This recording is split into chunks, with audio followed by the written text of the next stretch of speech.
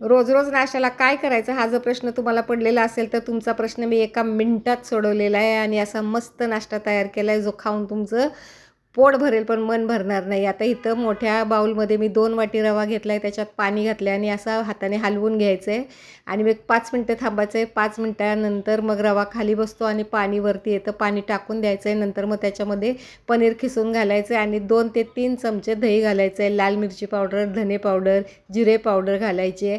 चवीनुसार मीठ घालायचं आहे. नंतर खिसलेलं गाजर घालायचं आहे. कोथिंबीर घालायची अगदी भरपूर आणि टोमॅटो टाकायचा आहे. बारीक चिरलेला आलं लसूणची पेस्ट घालवायची आहे चव दुपटीने वाढवण्यासाठी आणि नंतर असं हलवून घ्यायचं आहे. नंतर थोडं थोडं पाणी टाकून बॅटर तयार करायचं आहे. आता बॅटर तयार झालं की त्याच्यामध्ये इनो घालायचं आहे आणि इनो ॲक्टिवेट करण्यासाठी अगदी 1 चमचा पाणी घालून हलवून घ्यायचं आहे.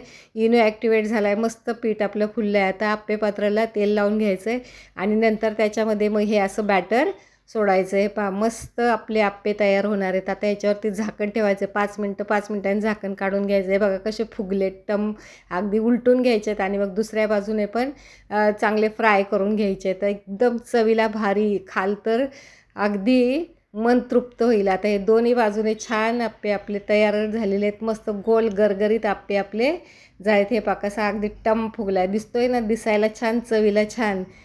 काय मग आवडली ना रेसिपी? मस्त आहे ना?